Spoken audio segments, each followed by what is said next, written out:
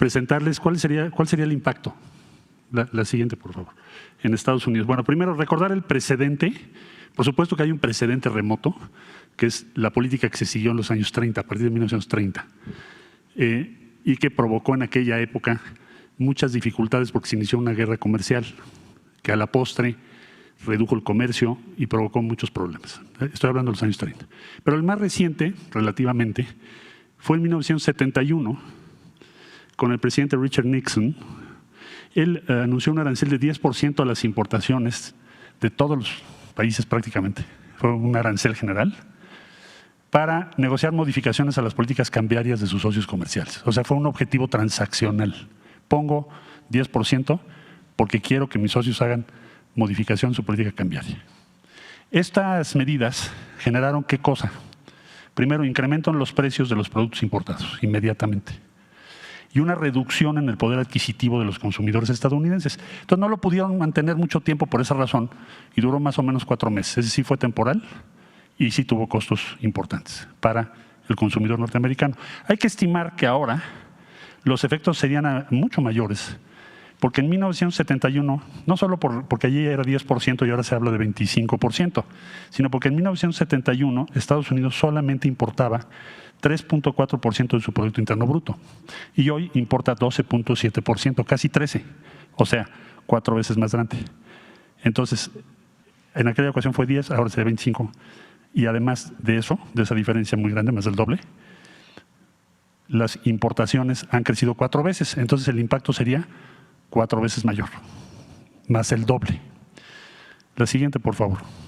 Ahora, ¿a quién afectan estas medidas? Porque hablamos de países, pero sí, ¿qué empresas? México y Estados Unidos han construido, Canadá también países europeos, también Japón, Corea del Sur, otros aliados, han construido uno de los conglomerados industriales y tecnológicos con millones de empleos bien pagados, más importante del mundo. Entonces, el primer impacto que tiene una tarifa, que es un impuesto, pensémoslo como impuesto, un arancel es un impuesto, va a ser el impacto a las principales empresas de los Estados Unidos en México, particularmente en la industria automotriz. ¿Por qué? General Motors, Stellantis, Ford, bueno, aquí está la asociación, está la American Chamber.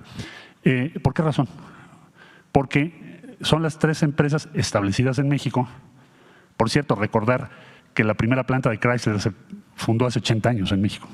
O Ford Motor Company llegó al fin casi hace un siglo. Entonces estamos hablando de empresas que forman parte y son comunes, ayer decía la presidenta, son empresas comunes en función de esa integración, esa antigüedad y que producen un número impresionante de vehículos y son competitivos con todo el mundo. Bueno, entonces ese impuesto, imagínense 25%, la primera afectación son esas empresas que son las que más exportan. Entonces, cuando dice el presidente Trump, voy a ponerle a México 25% porque exporta demasiado a Estados Unidos, lo que está diciendo es, dear fellows, we are going to impose, vamos a ponerles un impuesto a las empresas norteamericanas más importantes del mundo, de 25%, porque producen en México y exportan a Estados Unidos. Y si hubiese, por parte de Canadá y de México, que poner otros impuestos similares, que es lo que esperan muchos comentaristas, Financial Times, Wall Street Journal, en fin, porque es lo que ha pasado siempre, también se afectaría a estas 3 empresas. ¿Por qué? Porque son las que más exportan a México partes automotrices. Estamos muy integrados, traemos unas cosas de Estados Unidos, otras las producimos aquí, las integramos y ustedes lo ven como un producto final.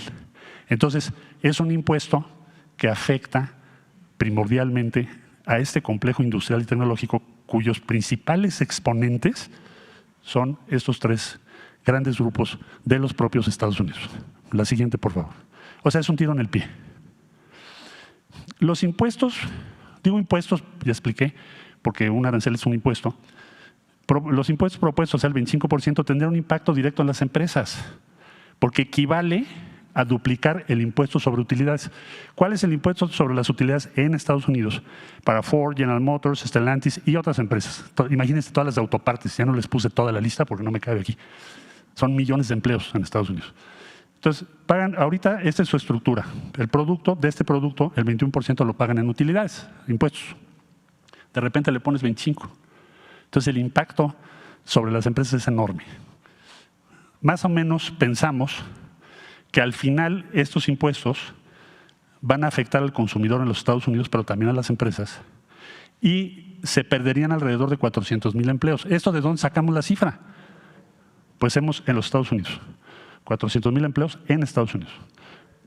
Se perderían esos empleos, y esto lo consulté con las diferentes empresas que tuve oportunidad de poder conversar entre el anuncio y el día de hoy, esta mañana, porque es lo que nos pidió la presidenta. Entonces, la estimación la hace la Secretaría de Economía con la consulta a la industria automotriz y de autopartes y todos los empleos generados. Esto es Estados Unidos.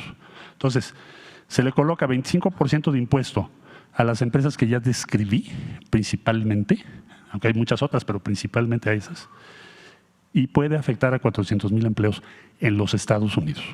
Ese es el impacto estimado, presidenta, que hemos podido calcular del anuncio a esta fecha. Bueno, la que sigue, por favor. Hay que considerar que el 88% de las pick-ups que se venden en Estados Unidos provienen de México. 88%. Aquí se hacen. De estas, las tres principales marcas que se venden pues, son otra vez General Motors, Ford, Stellantis, en diferentes proporciones. Todas ellas, ojo, esto se los pregunté ayer, ¿cuál sería el impacto de una tarifa, impuesto, ya dijimos, de 25%, como el anunciado por el presidente Trump, en los precios en los Estados Unidos de América? ¿Cuál sería el efecto? Y ayer me dijeron, nuestra estimación es que van a subir en promedio estos vehículos $3,000 por unidad en los Estados Unidos, allá en donde se está generando la medida. Es como de explicarle a los ciudadanas y ciudadanos de los Estados Unidos que nos hacen favor de seguirnos, que el impacto de esta medida principal es en contra del consumidor en Estados Unidos y de las empresas de Estados Unidos, las tres más grandes empresas de la industria automotriz norteamericana. Por eso decimos, es un tiro en el pie. La que sigue, por favor. Ahora, nuestra visión, lo que nos ha pedido trabajar la presidenta Sheinbaum. Bueno, el comercio en la región, o sea, ¿qué le vamos a plantear a la nueva administración? ¿Hacia dónde vamos a trabajar? ¿Qué nos pidió la presidenta? El comercio intrarregional entre México, Estados Unidos y Canadá, de enero a septiembre de este año, es de $1,776.5 billones. Más o menos, para darnos una idea, es 1/3 del Producto Interno Bruto Mundial lo que genera nuestra región. Entonces, en la mesa hay como dos alternativas. ¿Nos podemos fragmentar y dividir con acusaciones y tarifas? Podemos hacer eso, si queremos, porque si nos ponen una tarifa, nosotros ponemos otra, y Canadá pone otra, pues va a ser una división de nunca acabar.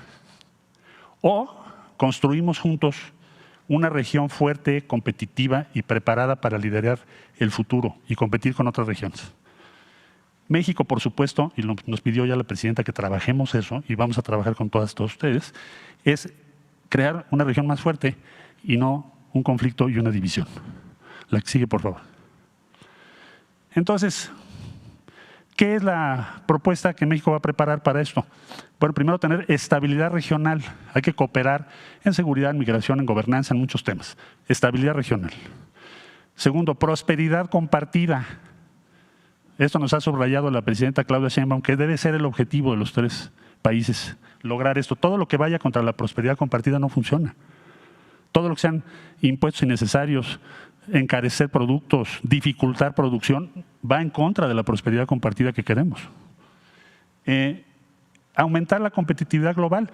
Bueno, que las tarifas nos fragmentan, dificultan la tarea de las industrias, hacen que se pierdan empleos, se pierde la competitividad y se afecta tanto a Estados Unidos en primerísimo lugar, pero también a los demás, a México y a otros socios. Entonces, debemos, ¿qué hacer? Pues optimizar las cadenas regionales de suministro, mantener costos bajos, garantizar que nuestros productos lideren los mercados globales y trabajar en equipo, no dividirnos. Esto tiene muchas simpatías en México, en Estados Unidos y también en Canadá. Y pensamos que es una ruta adecuada, inteligente para la circunstancia que está viviendo el mundo.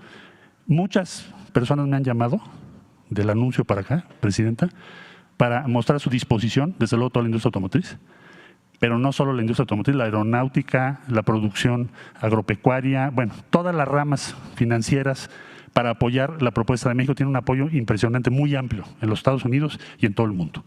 Entonces, Presidenta, estamos ya trabajando en esto, en la línea que usted nos dio, y también estamos acelerando las conversaciones con la Unión Europea para terminar la modernización del acuerdo con la Unión Europea y acelerar los acuerdos con países como Brasil en Latinoamérica y otras instrucciones que nos ha dado la Presidenta Sheinbaum. Ese sería mi reporte, Presidenta. Muchas gracias. Apóyanos suscribiéndote en nuestro nuevo canal de YouTube, Defo MX. Defo MX.